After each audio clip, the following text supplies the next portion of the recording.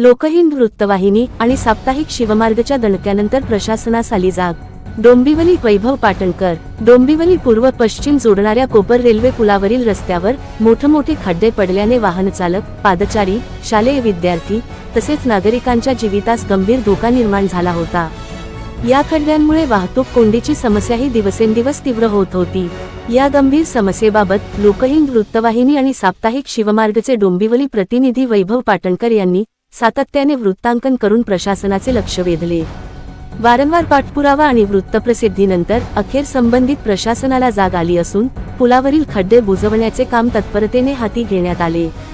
रस्त्याची दुरुस्ती झाल्यामुळे वाहनचालक, विद्यार्थी आणि नागरिकांना मोठा दिलासा मिळाला आहे.